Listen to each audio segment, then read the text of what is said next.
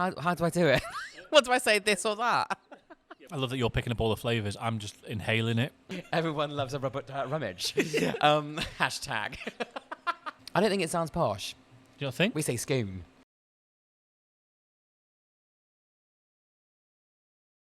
Hello. Hello. And welcome to Afternoon Tea with Swan. Thank you very much. I'm very excited to be here. Thanks for joining us. This is Richard. Hi, everyone. And it says on my card that he is the Swan PR magician. Do you know what? Did you write this? When I read that, I was like, They've obviously met you. This is like the best introduction ever. Thank you so much, guys. Whoever in Swan Marketing wrote that. I think it was Comey guys, wasn't it? Yeah, the Swan. Was it? Yeah, the Swan Team PR Comey, magician. thanks. I'm liking that. I might actually steal that as my sort of tagline. So, Richard, we are here today at the wonderful Boulevard, Manchester, for afternoon tea and to review their afternoon tea. Thank you. I'm very excited. What a great way to spend a day, right? Yeah, so great to see you, Richard. Thanks for coming all the way up to Manchester. Thank you. So, do you want to give us a little intro about you and your business, Ever Forward PR? Yeah, Ever Forwards. Goodness. Well, I hope I can make it interesting. No. I guess, where do we start? At the beginning, I suppose, well, I've worked in public relations on and off for like 15 years. And I think I started in PR because I've always been obsessed with storytelling. Yeah. From like a really young age, I can remember being at school and just obsessed with stories. Yeah. And, telling stories, getting on the stage, a bit of dress up, bit of panto. And so I think at the heart of public relations or PR is telling somebody's story. Now, that could be a person's story. It could be a brand story. So obviously, we tell the story of Swan and the new products that are evolving and the new ranges that are coming. But really, for me, it's that love of storytelling. PR has changed so much when I first started, which was all about getting, stuff on the pages of newspapers and old school stuff like that, which is still hugely relevant.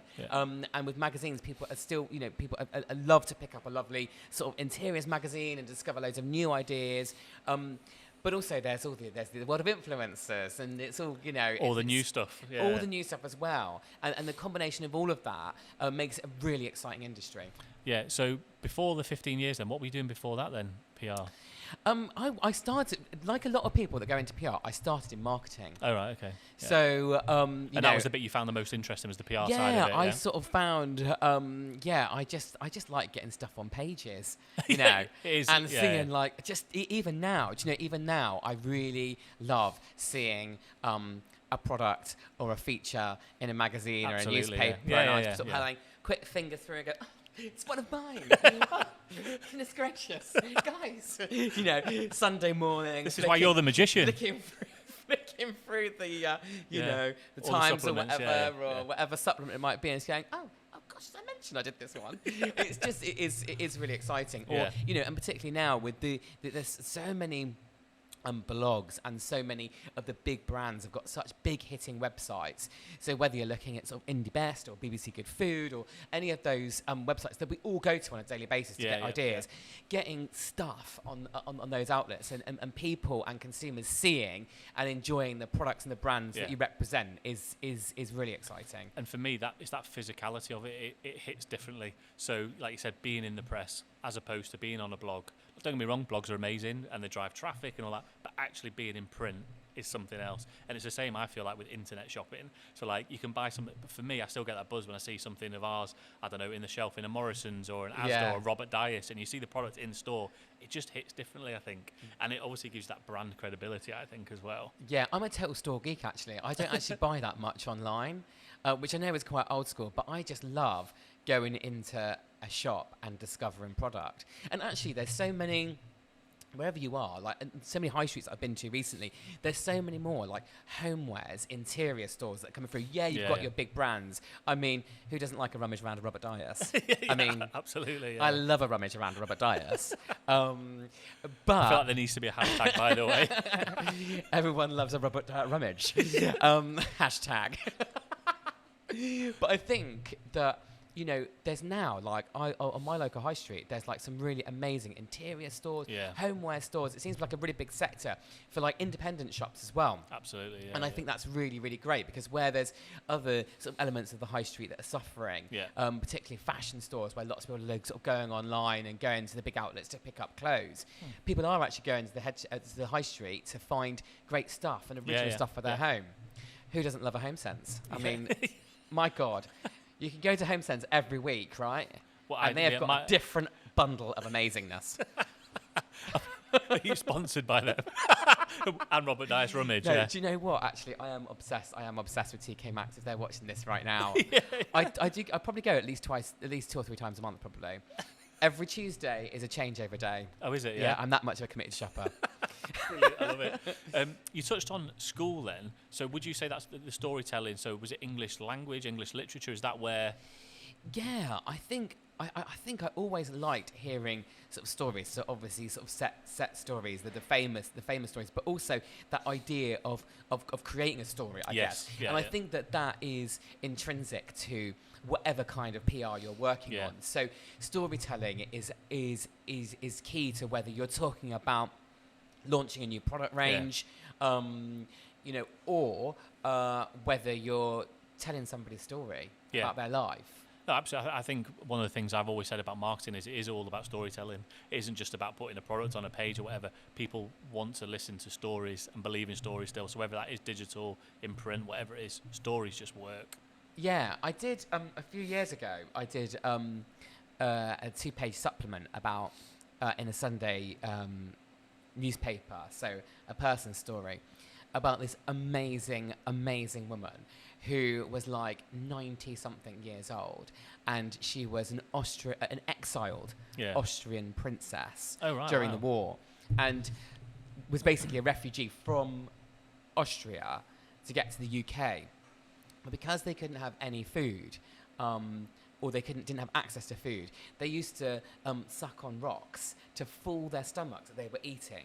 They were that starving. They used to eat grass. They were basically, it's just like the most amazing thing. And then anyway, she came to the UK, this sort of exiled Austrian princess, lived in Kensington, all really lovely, and then set up a food charity, which is like huge now.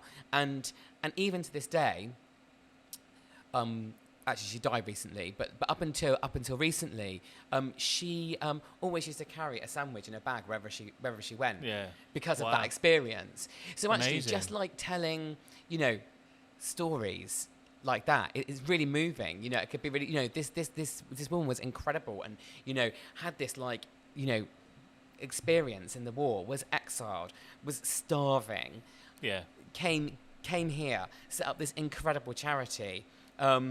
But still always had that sandwich in her bag. And it's like stories like that really, really move us. And that is so relevant today. Yes, absolutely. Than ever before. Stories and people's journeys and people's experiences, you know, take us somewhere.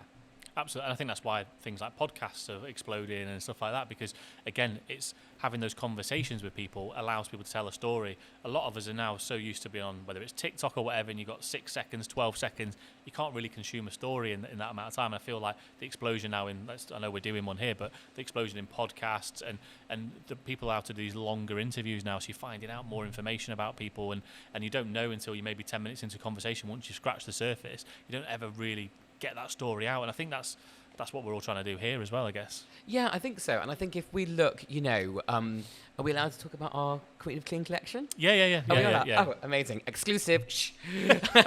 But Swan podcast exclusive. So we're obviously in the process of launching the amazing Lindsay Queen of Clean collection by Swan. So and excited. It is frankly phenomenal. We are all super excited about it. It's pink, so you know, I'm on board. Was it going to be anything else?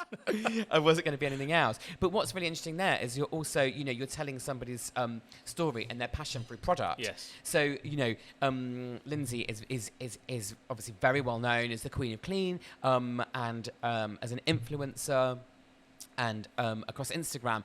But her passion and her story of her her love of what she does and of cleaning and what it means to her, and then being able to tell that story through product and for her to invest that experience and love into her own collection and her own products. 100%. Yeah. I think is also a really amazing thing to be a part of for all of us, really.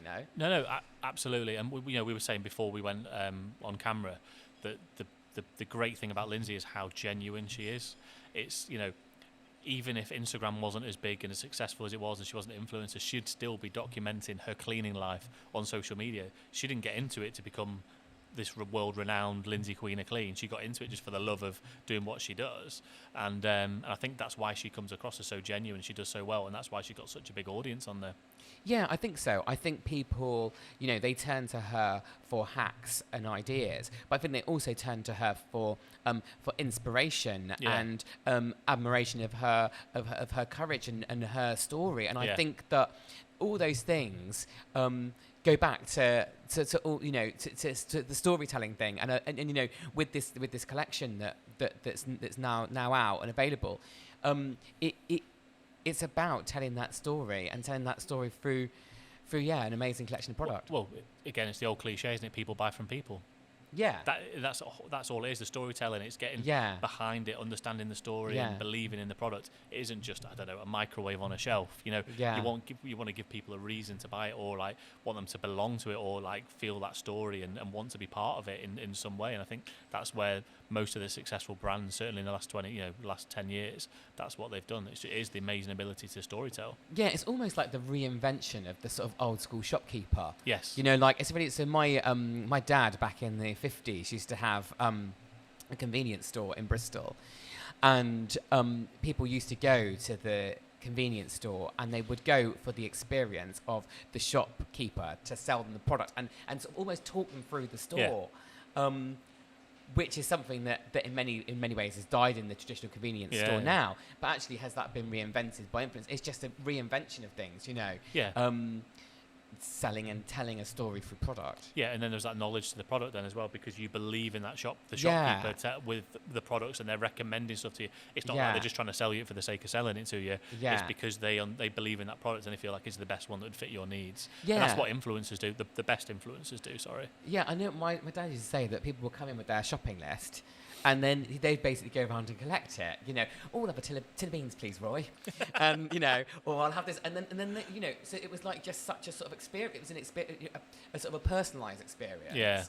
And actually, perhaps also for sort of bricks and mortar stores that do struggle a lot, I think maybe more of that is needed. Yeah, the experience in store, 100%. That's why like coffee shops and restaurants have opened in department stores and stuff like that. It was just to get the footfall, because people weren't buying the product; they were coming for an experience. And I feel like the ones that were late to the party with that kind of stuff, whether it's the Debenhams or whoever, I think that's what they were missing out on.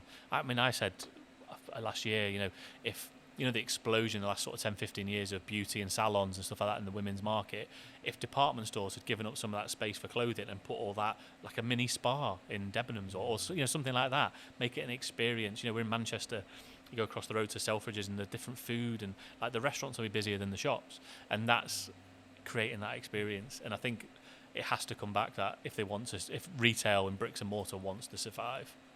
Yeah, I agree. Yeah, you need to... well, I think we're all we've got high expectations now, right? Yes. Yeah. And actually, like businesses like Amazon, for example, they set that expectation. They,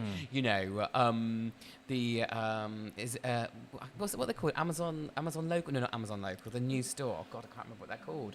But they're new stores where you can just go in. Pick your Prime customer. You pick up all of your groceries and walk out. You don't even need to go to a till or whatever. Our expectations have grown so much, I think. Yeah. So back to my questions. Yes.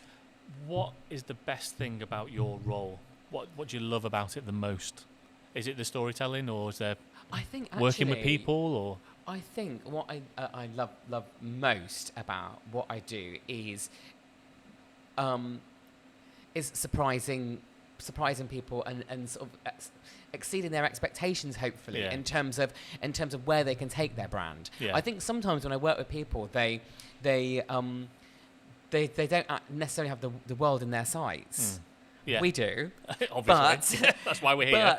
But do you know what? Like, there's some brands, they sort of stunt their expectations, and so sometimes being able to sort of surprise them with a piece of coverage they never thought was believable, or to exceed their expectation in terms of where we're telling their brand story, is really exciting.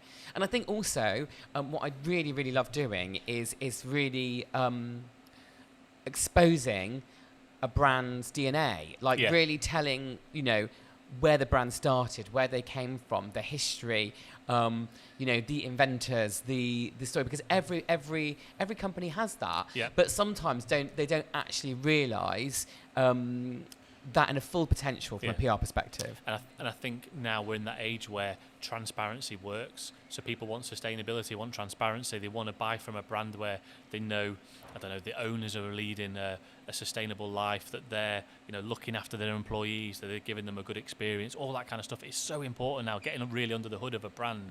And I think that's what I've noticed in my 20 years of working. You know, the first 10 are so different to the second 10 years, and the last, certainly with COVID, it's accelerated it. But yeah, and I think that's what we're trying to do with these podcasts. It's like introducing the team, the people we work with, and hopefully people find it interesting. Well, hopefully. I mean, nobody in the crew's fallen asleep yet. I know. So fingers crossed. They all look like they're doing their own social media, though. So have you had any sort of PR nightmares or anything that you've had to deal with, or there's been something that's happened to one of your brands and you've had to, like, you know, crisis manage or anything like that? Yeah, I think for me, like... That you're allowed to talk about. A rookie error, like a massive rookie error for me, sort of starting out more, was going into an event or going into a presentation with, like, you know, the new cool latest gadget and not having tested it, which frankly could sometimes be utterly disastrous when you're in a room full of, like, sort of premium journalists and the thing doesn't freaking work. And so, you know, thinking fast. What product was it? What product was it? You're not allowed to say. I feel like I really they're want still to know about. Oh, right. I'm not telling you. But you know what? It has happened a few times. Or, not necessarily it doesn't work completely, but not really knowing your product. If you get yourself in that situation, you sort of find yourself on the spot trying to reinvent sort of new uses for whatever this thing is. And you're like, well, actually, maybe it doesn't do that well, but actually it can do this. And you just sort of go, oh my God, it just gets, like, more and more into, like, sort of some heavy sort of presentation mess. So I think for me, it's like, actually, know your product. I would, and that's also apparent on shows like The Apprentice and things like that, isn't it? God, where you kind of watch it and you're just like, cringe, oh my God, does anyone know what they're doing? You know, I was there and I didn't because I hadn't learned my stuff, people. That's what you need to do. Learn know your stuff. product. That's another hashtag, I think, for this podcast. Yeah, hashtag know your product. Yeah, 100%. If you work in that sphere. So famously in Manchester, I think it was last week or the week before, there was a bit of a PR nightmare, and I think it was Magnum put a billboard up in Piccadilly Gardens. I think we've got it here. It says the only thing that can make lying down in Piccadilly Gardens even better will be with a Magnum. So famously, the people from Magnum have never been to Piccadilly Gardens because it's not somewhere ideally that you'd want to lie around and enjoying a Magnum. But also, I've seen the other argument on it, saying that actually was it a PR success because people have been taking screen grabs of it and then posting it all over LinkedIn going, look at this PR disaster. So does a disaster suddenly then become, you know, a success? Because, I mean, I see more billboard adverts that are being clever or funny now actually on social media than I do in the flesh. Do you know what I mean? Yeah, 100%. I suspect it was actually, like you say, a purposeful move to generate noise and to generate, you know, and for people to talk about. Actually, they should have followed that up with giving out Magnums in the park, you know.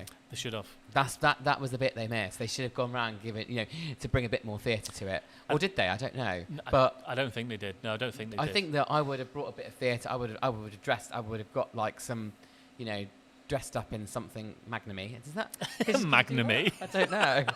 Like, love that Magnum. Like that should be a word. Something Magnum-y, and just maybe give it and just sort of followed that story through. But something feels quite purposeful about that because it's it's just getting people talking. I think, and you can do that when you're a really big brand. So when you're sort of a household name, I think that a lot of household names are really, really nervous about where they take their brand. But actually, if you're an established, brand, household brand, I think you can have quite a lot of fun with it. Actually, Yeah. I think consumers like that. And I think what's clever about this campaign with Magnum was that I couldn't tell you the last Magnum advert that I saw, and I'm sure I'll have seen hundreds through the years, but I couldn't probably tell you one of them. But this one I'll remember because it feels like they got it wrong, but also I think probably they got it so right by doing that. Yeah. And I think what was quite clever as well was that the follow-on to this was, I think it was On the Beach, the holiday company, actually drove a billboard, like a moving billboard up and parked it underneath, and it was said that rather than lying around in Piccadilly or something, you can go on holiday with us or come and lie on the beach with us or something like that. So they were almost mocking Magnum because they knew people were taking pictures of it, that they would then take pictures of that. So the whole thing's just, I don't know. I just like the fact that brands are having a laugh with other brands now as well, and jumping onto it or jumping on the bandwagon. Yeah, and also that those sort of huge hitting brands are also working on a sort of a regional and local levels. They're trying to personalise their reach to people, making it about something local to them, something community to them, and I think that's really interesting as well. Yeah.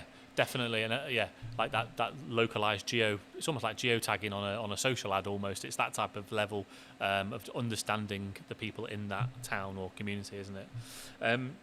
So, obviously we've touched on influencers, but who are some of the best or well-known celebrities and influencers that you've worked with? Do you know? That's apart an from me, question. Apart from you, thank you. Apart from the Swan crew, who were all utter stars. There's been a mix, but I must admit, particularly of recent and also thinking of like Swan, I do love the army of Clean-fluencers out there. And I know we've already spoken about Queen of Clean, but there's some just amazing, the army of Clean-fluencers that have taken over Instagram. I think it's just such a lovely community. Yeah. And often sort of working together, supporting each other, and I think that's really lovely because I think that actually a lot of people do sometimes particularly now, they turn to social media for that kind of, or they turn to social media for mental health support as well. Yes. And actually that's where the real army of Clean-fluencers come into play. Yeah. Because there is often a backstory, there is often a story that links into the cleaning, helping and supporting them. So I think, I think that's probably emerged in the last few years, that I've worked with working with you guys and working with brands and really seeing this emergence of this community. Yeah. And I think that is actually what, influencing should be about, is creating a community. Absolutely. Yeah, community is the key to everything we do now, I think. Yeah. And it adds that transparency. Yeah, exactly. Like the Swan community, it's about bringing people together. It's about using social media to create a community, but also make people laugh, make people smile. Yeah, for fun. Yeah, for fun, for good. Because certainly at the moment there's enough bad news stories in the six, on the BBC or the ITV news. So I think social media should be a fun and exciting place and get back to it. And I feel like it's getting back to its roots a little bit. Because you imagine if you 6 years ago, sort of with the full emergence of Instagram, and you suddenly said there was going to be this big cleaning influencer army community, or you'd think somebody was mad if they told you that. You'd never believe it. That's the thing. The way that it's all evolved, you'd never actually believe it. But I think it's I think it's a really, really lovely community that has evolved. And it turns out there's always a new hack to discover. No, yeah. I mean, that normally involves a lemon. It does normally involve a lemon. It does often involve a lemon. Or a bit of bicarb. But that, I'm constantly staggered by what people can come up with. A very creative bunch. Yeah, I'm very lucky that I have a few on speed dial, so that if there's ever a nightmare with my kids, I can send a little text message and go, I know it's the weekend, but how would you get this off the wall without removing the paint and down to the plaster? Which is fantastic. But I think if you were gonna, I don't think it's the best advice for somebody who wants to be straight into an influencing. But if somebody came to you and asked you for advice about how to become an influencer, or what would be your words of wisdom?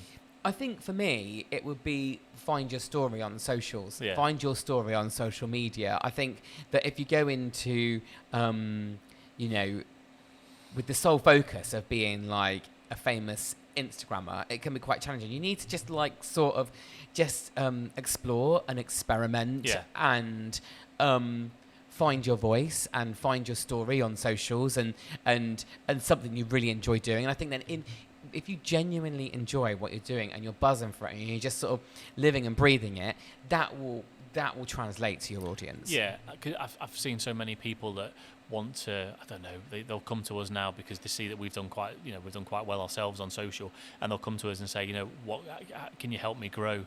And I'll say, well, at the minute, I'd be focusing on TikTok. Oh, but I haven't got time to learn a new platform. But I'm giving you the keys to the door almost. Like that's, so for me, if I was starting now or I was very early in my journey, I would definitely be hopping across to TikTok because that's exploding at the minute. And I think it's understanding where to go. Yeah.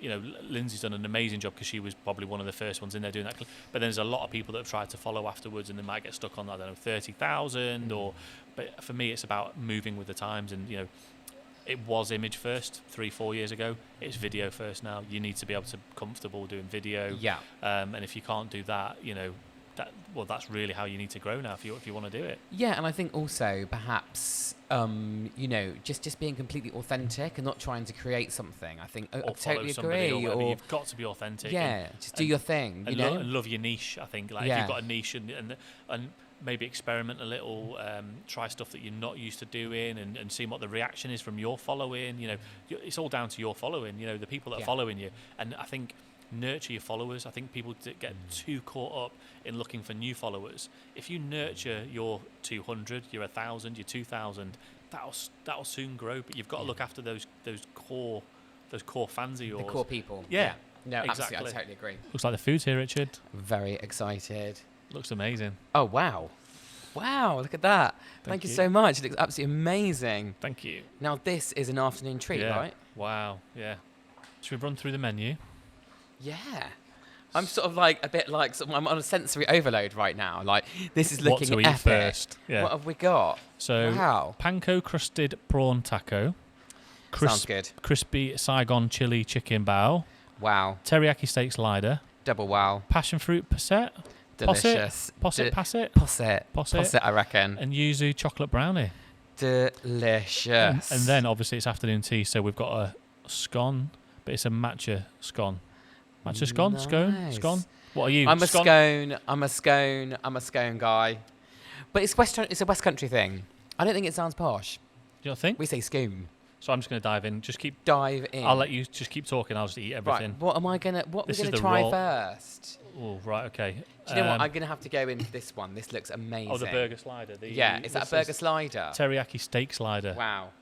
It's not particularly glamorous, is it? Eating I know, yeah. So, really sorry to everybody that's on the mics or listening to the mics. Oh, my God. That is amazing. Well, I just had a little bit of the sauce by accident. It was very nice. Wow. That is delicious. Absolutely amazing. Oh.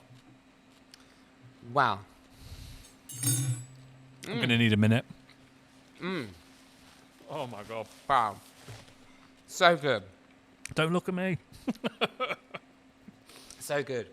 And I can see, is that the scones? Mm-hmm. They look amazing.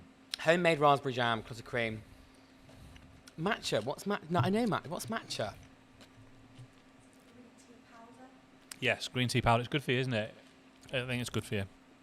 A scone that's good for you. I need to say scone then. Scone or scone. Comes back to it. So, what order do you put the cream on? Do you put the jam on or the cream on first? I think I am a cream and then jam kind of guy. Really? Yeah. I think I'm a cream, then a jam kind of guy. And these look really interesting to taste. This is absolutely delicious, by the way. So I've nearly finished mine.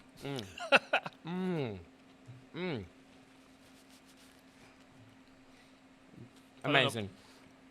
It looks so pretty as well. The presentation is so amazing. I love it. It's nice, isn't it, now that there's modern takes. Obviously, you can have a classic afternoon tea, but I love a modern take on an afternoon tea. I think also it's really original. It's a really original take on the afternoon tea. Yeah. like the evolution of it. Should I tell you the story of afternoon tea? Yes, go on. Shall I just keep on eating? So you keep eating and I'll tell you the story, because before I came, I thought, where did afternoon tea actually come from, right? Yeah. And it was actually invented in the 18th century. Okay. By a duchess. I think it was obviously British. Must have been British. I think it was the Duchess of Bedford. And she invented afternoon tea because she used to have lunch at like midday or whatever. And then it was really fashionable to have dinner at 8 p.m. in the evening. And so she used to get hungry around about 4 o'clock. And so she basically invented afternoon tea as a snack, sort of in between lunch and dinner. Oh, what an idea. So she was like, well, I fancy a cake, I fancy a sandwich and a cup of tea. A little bit of everything almost, isn't it? That's the beauty of it. A little bit of everything, just to sort of keep you going. And that's kind of where it all sort of evolved from. This is amazing. It is amazing. As I say, it sort of started as a sort of, kind of in between lunch and dinner by this duchess. And it's sort of evolved around there. And now it's interesting how it's turned quite ceremonial. If you think like an afternoon tea is now like a... It's an experience. We talked about it before. Yeah. It's experiential. And I think like, how do you get... If you're busier in the evenings, how do you get people in during the day? Not just for lunch, but again, it's an experience. You can get afternoon tea isn't not, but it might be 2 people, but easily have 8 people about town pop in, have afternoon tea or something. Yeah. This salmon one is unreal. I'm going in. Is that the bao bun? No, I've had the crispy Saigon. Oh, this chili one. Chicken. Oh no, sorry. Must be the prawn taco that I'm I've going had. into this one. This one looks amazing. Yeah. I love a bao bun. Absolutely delicious. Yeah, I think it's just really interesting that it sort of started really as like sort of a snack to keep a duchess going. I know. And now look and at now us. Now look at us. And now it's just a whole ceremony, isn't it? It's a celebration. Wow. The bao bun good? The bao bun is very good. It's kind of stuck in my teeth though. Sorry. Can you pass me the milk? Is that all right? Sorry. Yeah, it's actually stuck in my teeth, which is actually quite hilarious. So you don't like tea though? You're not a tea drinker? No, I'm not a tea drinker, but you know what? I didn't want to say anything when the tea arrived because it looks so pretty. I think it's just worth actually looking at. An incredible teapot. Yeah, it's a good teapot. It's like... We need to do one of these super, teapots. super pretty. And they said I was crazy about doing a podcast where you have afternoon tea. Look at this. Well, I think what's interesting about afternoon tea... Apart from all the stuff in your the teeth. buns all stuck on my throat. The interesting thing about afternoon tea, and when you think about products and brands, is that this afternoon tea particularly is all about these trends. Like bear buns become a real trend. Like it's sort of like the new cool burger, particularly when it comes to street food. And I think what's interesting about this afternoon tea is that it also brings in. It feels like it's got a bit of street theatre to it. Yes, but also absolutely. with a bit of this sort of the old school glamour going on. And a real oriental vibe, so it's lovely. Definitely recommend coming here for this one. Oh my God, this is amazing, isn't it? Because luckily I get to go to the Far East a lot. I don't mind a bao, but it's quite, because it's sweet bread, isn't it? Which we're not used to in this country. It's normally quite obviously sour bread and stuff like that. But that's a different level. That is very East meets West, I think. It's got such a spicy kick to it as well. My God. Luckily, there's one off camera as well, so I know that the crew will be absolutely piling into it in a bit. To be fair, the hilarious thing is they're all just like itching. Like, I know, come on, guys, let's wrap. Keep it going. We need to. It's 1 o'clock and everybody's starving. But I love this. I love that with the bao buns, the different sort of textures and flavours and the heat that's coming through because it's actually really lovely. Thank God for that Duchess. Thank God for the Duchess. I was really interested. Like when we were saying we were going to go for afternoon tea. It's like, where did it come from? What was I Swan? think most people, no, as in like the afternoon tea, where did it come from in terms of how did it start? And I think that it's definitely become a thing again, hasn't it, recently, it feels like. I was like, where did it start? So I think that everybody just assumes about it being like a celebration. And a hotel. I think most people think hotels. Yeah. It actually just started as a keep me going snack. And now it's like... And it's evolved into the grander, the better. Epic celebration. Have you had that one? Yeah, so good. Is it good? Honestly. Oh, this is the... That is the prawn... Is it Panko crusted prawn taco? Right, okay. So good. Oh my God.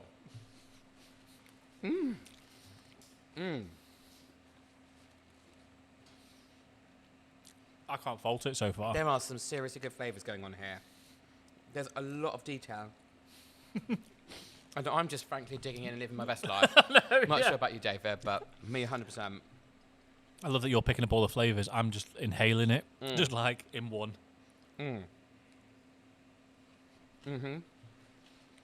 Real good. I'm trying to think of some questions, but I'm just enjoying the food too much. I know, right? Yeah, where did we get to on the questions? Sorry. Sorry, my We're bad. just here, just like digging in. So we're supposed to be working, I forgot. Yeah, we're supposed to be working, you know. We did have a question before, but I can't remember what it was actually. We were talking about something. We just got enwrapped in our afternoon tea. Here's a good one. This will hopefully... You can talk for 10 minutes while I just consume all of this, but how important is PR to have good sales? And can you boost sales through PR stunts? Because we were talking about stunts before, obviously, weren't we, with the Lindsay launch? That's a really, really, really good idea, actually. I think, yeah, 100%. I think that, for sure, I mean, we've seen all through history that people have used PR or advertising to help sell product. But I think ultimately, it comes down to that very simple, not idea, but concept, basically, of getting your product or what you do in front of people. It's attention, isn't it? How do you get people's attention? How do you get people's attention? How do you get them to notice in, what is a very competitive, crowded market? How do you get people to notice what you're doing? Now, of course, some people sort of have, a loyalty to brand. Some people, are very focused on one particular brand and they're completely committed. But actually, a lot of the time, for a lot of people, it's about finding products for the home that are like on trend. I mean, I hate to use that word, but it's about being on trend or timeless or classic or have a certain theme to them and kind of keeping up with that is exhausting for brands. It is, but at the same time, it's exciting. Yeah, that's where So I think that PR supports that. PR supports new ideas, new styles, new collections, new products coming through, and gadgets that work. Yeah, absolutely. And I think and I think PR stunts, as we touched on before with the Magnum and stuff, I think it's PR stunts have almost become fashionable because everyone lives in this digital age now and everyone's competing for eyeballs on Instagram, Facebook, TikTok, Pinterest, whatever. I think in person or in real life stunts have never become more fashionable. Like we touched on with the billboard before. It's in real life advertising, but then it has its own life on digital. So it's how can you do something in real life that then also gets people onto digital as well? And I think that's, I look at people like Gymshark and I think those guys just have absolutely nailed it. The way they create a stunt in real life. Like they're opening this store now on Regent Street. Who'd have thought people be opening stores? Like a brand who's digital first would open a store on Regent Street. Yeah. But that'll be experiential. I'm sure it will be because those guys know what they're doing. It isn't just going to be hundreds of clothes on a rack. No. You'll be able to go and talk to people about, their... what to do at the gym, what are you? It'd be that kind of stuff because it's community led, and I think that's where the in real life stunts can come in. We had some good fun around Black Friday, doing competitions on streets. Like the Swan team went out to the various streets in around the UK and tried to give out prizes to people. And what we found is that people don't like something for free. Like the British are quite. They want to do something for it. Yeah, they just don't believe it. It's like that old thing. I've seen it where people have left £5 notes on the floor, and people almost don't want to pick it up because they assume it's a trick, or they're trying to give out free money. People think it's a trick. So but I think with digital, I think the PR stunt is back now that COVID's over and everything. Touch wood. I think the PR stunts are back. What are you on now? Well, I'm barely conscious, to be honest with you. That I'm just glad I didn't have breakfast. is ridiculous. Like, What there's is some it? seriously epic flavours going on here in this afternoon tea. I feel like, I feel like What's the somebody brownie? on MasterChef. I feel like somebody on MasterChef, like, sort of talking through my food experience. But do you know what? Actually, when you're in this situation and you're kind of here doing a podcast and you're experiencing afternoon tea, like, I don't know, you're like, maybe because there's cameras on you and stuff, but your senses are really heightened, and like that is amazing. There's so many flavours going on. It's got some heat going through that chocolate brownie. What's Is the chocolate heat? Yeah. brownie? Bit of spice. It's toffee popcorn and uzu. The uzu gives it a bit of a kick. And caramel. This is ridiculous. Oh. And all you need is a little slither, because I tell you, it's quite a rich kick. Good, Good, yeah, it's huh? really good. Really good. Luckily, there's a spare one over there for everybody later. Oh my god. Amazing. Now, what's going on in these little cups? They look so pretty. They look too good to eat. I'm not sure if you can see them on that. Look at This those. is the They are posset. gorgeous. They look absolutely amazing. These are little lemon. What are they, lemon possets? Is that Wow. how you say it? Posset? Posset. Yeah, I think so. Mango and passion fruit. A salsa. It Like, just sounds this is too gonna be a bit of a sounds too healthy to me. That. bit of a I cleanser. feel like I should have had that before the brownie. Oh my god. This is like a sort of I feel like you're a gonna have. take on a sorbet. I feel like you're gonna have your own spin-off podcast after this. Flavours with Richard. Like, they all complement each other, but they all Yeah. really stand out. It's absolutely amazing. Anyway, PR, what were we saying? I can't even remember now. No idea. Nobody's got a clue anyway. But no, do you know what? It's true, isn't it? I think even more so than ever, is about creating the experiences. And we were saying about creating experiences in store and how that links into, linking on from what you were saying. I was reading that Ikea are opening a physical store on Oxford Street. They're actually taking over the old Top Man and Top Shop. Oh wow. And they're turning that into an IKEA experience. And you go, wow, like how things have changed. I mean, I can't really imagine somebody carrying their wardrobe back on the tube home with them. So I'm really intrigued as to what they're going to be doing and how they're going to create that into something. That was always one of my. I used to hate going to IKEA. And the last big adventure I had to IKEA was when my just before my first child was born, and we went to IKEA. You're on a budget, first kid, all that kind of stuff, and we went to IKEA, and we made a list of what we needed, and then we ordered it online. But one of my favourite, well, there's not many favourite things, so I'm not a big shopper myself, certainly on like busy days and stuff. My wife will say, like, on a Saturday, do you fancy going to IKEA? I'm like, absolutely not, because the world and his wife will be there. Yeah. But one of my favourite things about IKEA is always watching people with small cars trying to ram stuff into it in the car park who are on the way out, like you said, with the wardrobe or the mattress, trying to strap it to the top of a car or something. I love a bit of that. But yeah, no, the experience thing's interesting for IKEA. So I assume it'll be, you can walk around it, there'll be all the different sets, and it'll be like, you may have a scanner or your phone, QR code the stuff you want, create an online shopping list, I guess, and get it delivered. Yeah. Must be. Yeah. I think it'll be really interesting. And I think it's really interesting, again, when we went back to that conversation of like how things are changing on the high street. Yeah. I think that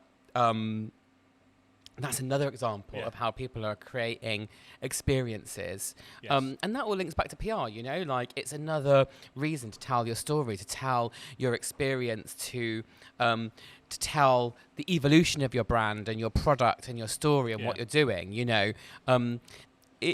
It's very important to have that, I think, today, to just keep on constantly reinventing and retelling your story and finding new ways to make it relevant today.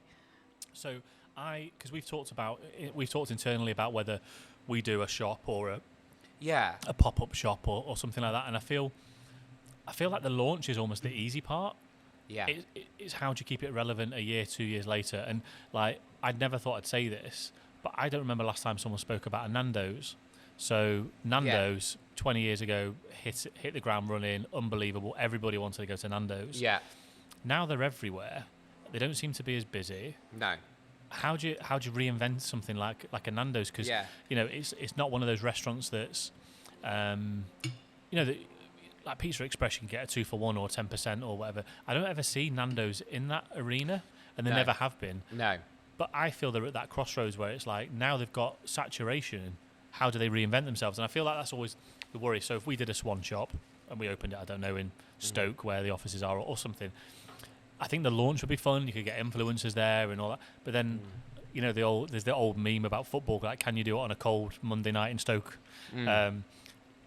Monday, like, how do you make the shop relevant in those off periods? Like, would you just open for the weekend? I don't know. So it's one of those things. So we've thought about maybe going, almost do a travelling roadshow. So I don't know if you can even hire shops for, like, let's say 2 weeks or something like that, but almost take a set that we use for exclusively or something like that, build it in a store, and then every 2 weeks move to another location, get some of our favourite influencers to pop down and do meet and greets and all that kind of stuff. But so I think having a fixed location for us would be very, very difficult. Yeah. But I think if it was a you know, like a rolling roadshow almost, that's the way to do it, I think. That was interesting drilling going on up there. I know, that was my snoring last night. You know, we are in Manchester. You know, there's noises. We're in a restaurant after all, aren't we? As well, so there's some building going on upstairs. So this is amazing, by the way. This the scone or scone, Matcha scone. Oh, you're ahead of me now. I must have been waffling. Is that an edible flower, by the way, as well? This is really amazing. This has got a really lovely sort of almost like tea-like texture to it, or tea-like flavour. Like, the flavours going across this afternoon tea is phenomenal. So who are the brands you think are killing it from a PR point of view? I always hate watching people on TV. So sorry, everybody. Who is killing it right now? Do you know what? In the housewares industry, I mean, it sounds like I'm going to say it, but who on Instagram? Come on, Swan is totally smashing it, right? Because I think that they're like we always sort of say, it's about we were talking about earlier about a brand being able to create a community and an experience and have a bit of fun and make people laugh. That's actually really not many brands that are doing that, and it's actually really hard to find that pitch. That pitch is actually really hard to get right, and so I think. To talk about your products, talk about your brands and your DNA and your story, but also, you know what, make people laugh. People want to go on social media, really, ultimately, to relax. Yes. To have a bit of fun. To escape somewhere. Yes. And I think that, you know, of course, there's influencers for that, but also I think brands can do that as well. It doesn't just have to be about sell. I hate that when I see it on. I see other brands going. And we try to do the complete opposite with ours, but buy this kettle, buy this toaster, buy this microwave, buy this kettle, buy this toaster, buy this microwave. Yeah. It becomes ads. So, you know, I think of social as we're all in the business of trying to produce clickbait of some kind. Like, how do you stop people scrolling? How do you make it interesting enough to stop people scrolling? And that's the key. And I think back to the community piece, you know, we chat about this internally a lot, but it's about engaging with the people we've got. So, you know, how do you grow? I think we're at 145,000, Nida, on Instagram. Which is like such a big audience for a brand. It's amazing, but we feel, honestly, I think in the last 6 months, we probably feel like we've plateaued a bit. But I don't know whether it could be the platform's fault as well. But also, you know, it's a big audience. We are a small team. You know, I'm not the one that's manning the comments and DMs and all that kind of stuff. But I still think the key to growing it is interacting with the audience you've got. Concentrate on those guys, like have fun with those guys, like jump in their comments, jump in their posts, reply to them. That's how you grow your audience, because, you know, if you look at, again, I'm not a big Instagram user. I don't think I've used it since we've taken Swan quite so seriously on Instagram, because we live and breathe it. You almost don't want to do it when you get home about your own life or whatever. But when we look at the DMs, we get a lot of people in the requests, which are people that are new to us or new to tagging us in something, and they're the people you almost need to make a fuss of more than the people that regularly tag you. Because, for instance, if I took a picture of some Nike trainers, and I always use this as an example, and I tagged Nike in it, and then they suddenly shared it on their stories or something like that, I'd be absolutely buzzing. Do you know what I mean? Yeah. And we've got to think of ourselves like that. So these people have taken the time and effort to tag us or send us a comment or whatever. We need to really like engage with those guys, and that's the difference, I think. But also just making it fun and relevant, like what's trending, what's going on, like having your finger on the pulse. I think people want to be heard as well, right? So yeah, there's that real thing of people wanting to be heard and their voice to be heard, and I think that actually, you know, if you take it back, you know, people would, you know, call a customer service line, or they would, go in store, for example, to customer services to be heard. Yes. And now people want to be heard on social media, but perhaps heard in a different way, heard in a more human way, and to connect in a different way, yes. and to have a conversation about how they're using their product. Absolutely, and about, what they love about the product, and how useful it's been, and just to share some pictures and in action and stuff. And I think that's really... that's a really useful tool for a brand, and really useful way of maximising social media. So, okay, you mentioned Swan then, which is nice of you to do that. Thank you, appreciate that. Thank you. But if you were looking at it from outside of the housewares, homewares industry, who do you look at and go, wow, these guys are on it? Outside of homewares and housewares. Yeah, who do you see the most like popping up, and you go, wow, like you take your hat off to him? Let me think about it. I look at, excuse me, I'm mouthful again. Let's say someone like an Aldi. Some of the stuff they've done recently with the whole thing with M&S with the caterpillar and stuff. They were just on it. Absolutely on it. Yes, they were very good. Like the memes they were coming up with off the back of it as well. Like just poking fun at the fact that they were being taken to court by M&S. Yeah. Just genius. I'm trying to think of some of the ones that are that I'm following, that I'm loving right now. I'll come back to you on that one. So on Twitter, we I say the royal we, but it's mainly Mida who's sat behind the camera. But she interacts a lot with the tea brands, like your PG Tips and Yorkshire, and we always buzz when other brands interact with us. I think that's quite fun on Twitter when the other brands are engaging. Or we've got certain retailers like AO; they're always quite good fun. I think on certainly on Twitter and stuff like that. So yeah, it's quite fun when you're a consumer and you see a couple of brands talking to each other. There's a sort of natural goodness or halo effect for both brands then as well. So I think that's always nice.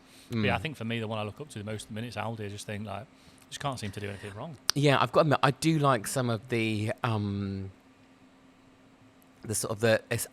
I quite like escaping in some of the luxury channels, like your sort of your Mulberries, and because I like and I also really love escaping in some of the sort of the holiday brands. And so for me, I guess I really enjoy that sort of brand escapism of like Instagram particularly, and enjoy like sort of just sort of wafting off somewhere amazing. And I think that a lot of there's some really amazing holiday companies doing some great stuff like that. And I agree. I think some of the food brands, I think it's a really competitive industry. So you sort of Marks and Spencers, they're all up in their game massively in terms of how they sell the food fairy tale or create that food theatre. Or how they want their brand to be seen. That's the thing, isn't it? It's like because everyone wants to be the fun, cool brand, which isn't easy. Someone like an M&S in particular, gone through such a tough time. But I feel like in the more recent years, they've really started to, captivate the sort of digital generation. I think. I thought the Christmas advert was excellent. Yeah. With the Percy Pig and stuff. Yes, exactly. And then the difficulty is how, how a brand like, Marks and Spencers, how they sort of navigate from their heritage and their customer experience to the modern day. It's all really, really complicated. I think some of them are starting to juggle through it now quite impressively. There was one recently which I saw, and I think it might have won an award, and this is how bad it is, but I can't remember the brand. But it was all those people running to the beach, and they had the music, the Christmas song, "It's the most wonderful time of the year," which it is for a lot of people, isn't it? And I just thought having that Christmas music over people running to the beach who have not been able to go on holiday for 2 years, I thought was such a clever touch. That's a very, very good, a very, very good idea. So before they take the food away, should we quick roundup of what we've had? Can I finish my Scott? Can you round it up when I finish this? Is that all right? Beyond incredible.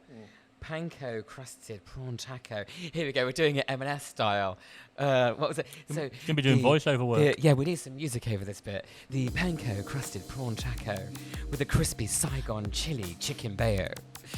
Teriyaki steak slider. Ooh, I hit my nose, and now I'm there. You can tell I'm not a professional voiceover because I've lost it. What else do we have? We had the passionfruit posset and the oozy chocolate brownie and the matcha scone or scone, depending how you say it, and all of which were, frankly, phenomenal. Yeah. And the flavours, just such an incredible mix of different flavours going on, but all really complementing each other. Thank you so much for Boulevard for having us here in Manchester. It's been excellent, very good afternoon tea. Sorry. So I think we should get rid of this now because I think everyone's heard enough of us eating, and we can carry on our conversation. Yeah. Games, right? We're playing games. Yeah. Amazing. Yeah, let's do it. So the food was lovely, wasn't it? Thanks so much again to the food amazing. Boulevard. Thank you so much. So good. So I apologise in advance for this, but and again the cue cards, no expense spared there. Look at that. So I've been given a load of questions and games to play with you, right? Which we do with all of our guests on this podcast. So the first one is this or that. Right. Breakfast or no breakfast? How do I do it? What do I say? This or that? Yeah, which would you have, breakfast or no breakfast? Which is normal for you, I guess. Okay. Sorry, I get it now. I thought I had to say this or that. Oh my god, I'm so stupid. Right, okay, right. I'm totally with you. Sorry. So are you a breakfast or a no breakfast person? I'm a breakfast. Okay. Always. It's the most important meal of the day. So here's a real good test for you. So on your Swan kettles, Nordic or retro?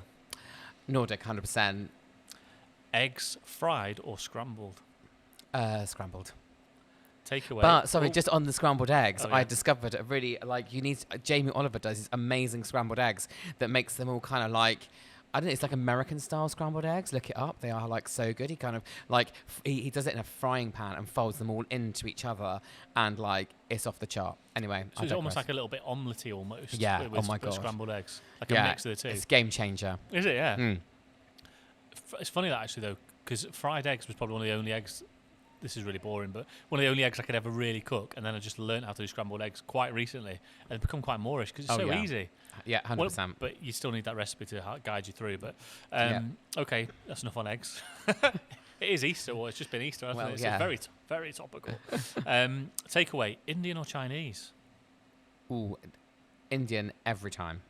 I mean, this is an easy one: air fryer or deep fat fryer? Air fryer. I mean, who knew that was going to be a thing? That Air fryer. I feel like the air fryer's been around for a long time. Amazing. But it's just for whatever reason, it's just literally captured people's imaginations in the last sort of couple of years. Yeah. It's crazy. Yeah.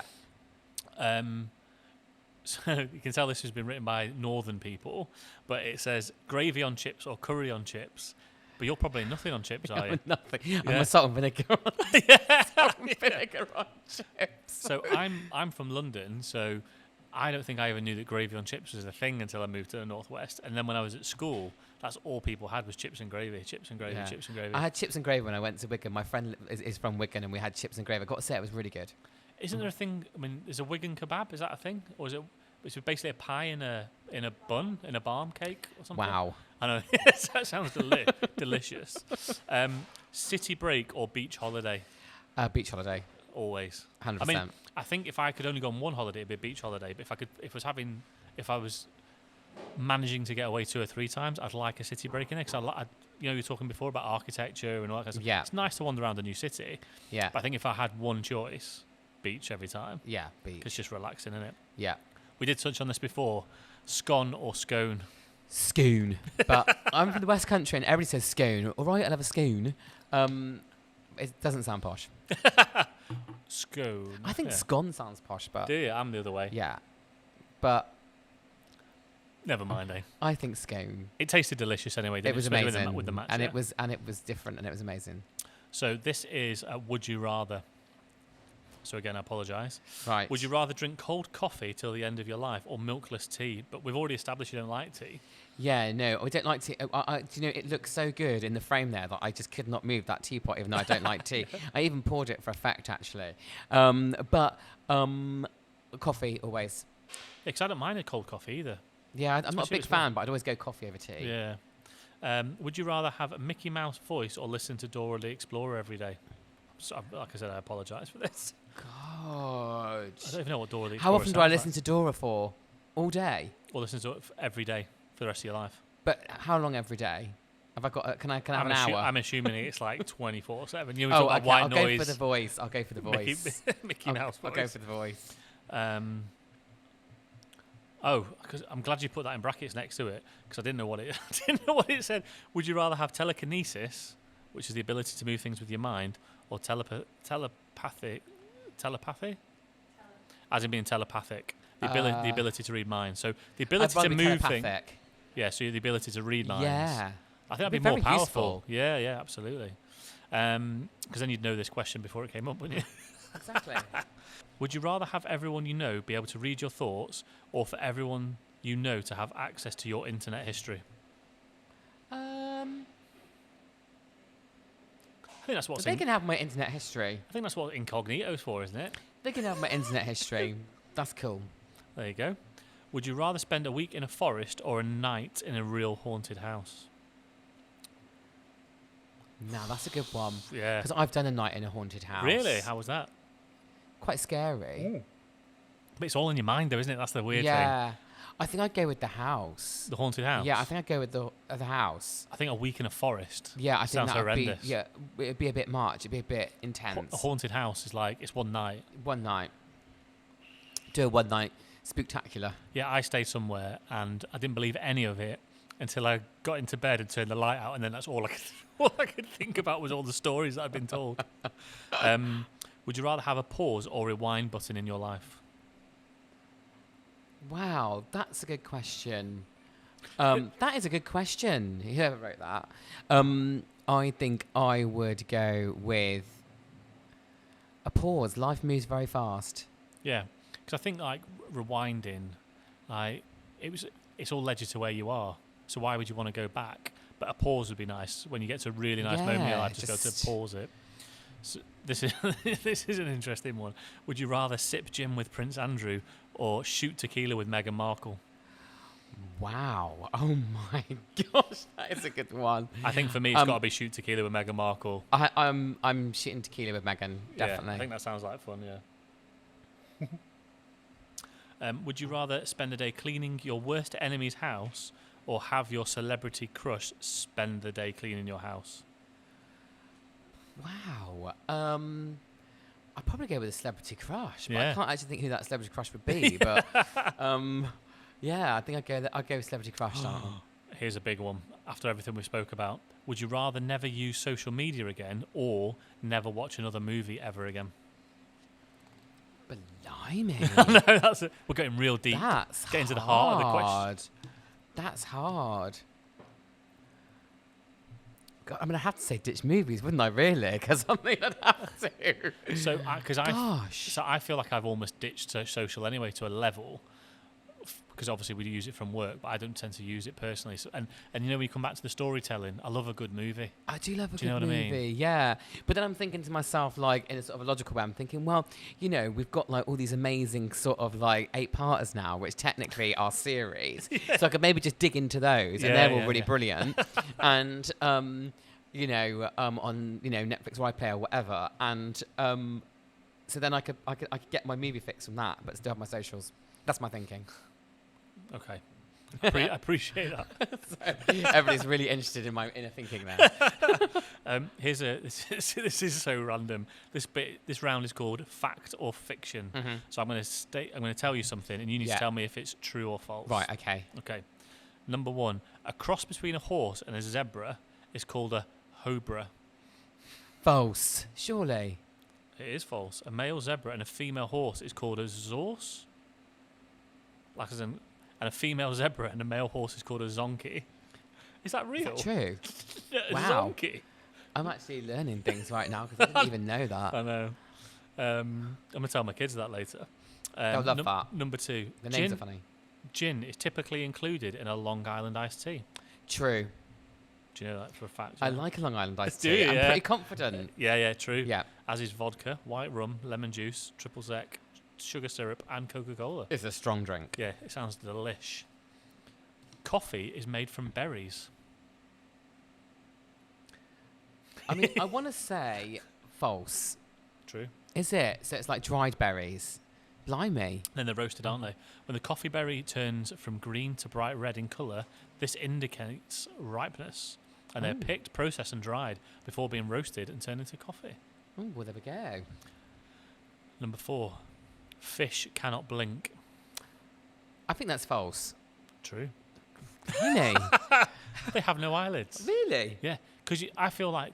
I've seen goldfish blink. Maybe not. But when you go underwater, you want to blink as a human, don't you? Like, do you know what I mean? Like, yeah. 5. There are 14 bones in each foot. I think there might be more. Yeah. True. Yeah. False. False, yeah. There are 28 bones in each foot. Yeah. That's a lot, isn't it? Yeah. A lot of bones. So a lot of bones going on your feet. So look at this is the last one now for you. So you'll be pleased that randomness is over. That'll be the haunted house. Nice. I thought someone was going through this. I thought someone was God. going through the ceiling then. I know, yeah. That was well timed. That'd be better in the haunted house segment, wouldn't it? Yeah, that would have been very, very, very That would have been funny. absolute genius. So you'll be pleased to know that bit's nearly over now, the randomness of all this. So what 3 items would you take to a desert island with you? I've not got any options. I've just got to make this up. Yeah, 3 random things that you would This take is the to sort a of thing desert you talk island. about when you're drunk, deserted don't island. you? Like, you sort of have these conversations with your friends, and then you sort of have this conversation for hours. What would I take? I think to we're already a at an hour and a desert half. Island. God. Okay. Right. I'm gonna have to think about this. I think I would have to take a toothbrush. 100%. I'd have to take a toothbrush. Can I have toothbrush and toothpaste as one? Yeah, okay, I'll let you have I would that. have to take that for sure. I think I'd probably have to take deodorant as well, because I don't like the idea of like being You are on like your own though. B.O. Billy on the. I know, but But can you smell yourself? That's the thing. well, maybe you wouldn't after a certain amount of time.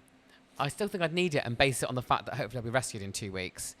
And then, do you go wine or chocolate? I know. Yeah, it's going to be one of those. I think actually I'd take a bottle of wine. I think alcohol, chocolate, and maybe like a Netflix. Yeah. You can take the entirety of Netflix with you.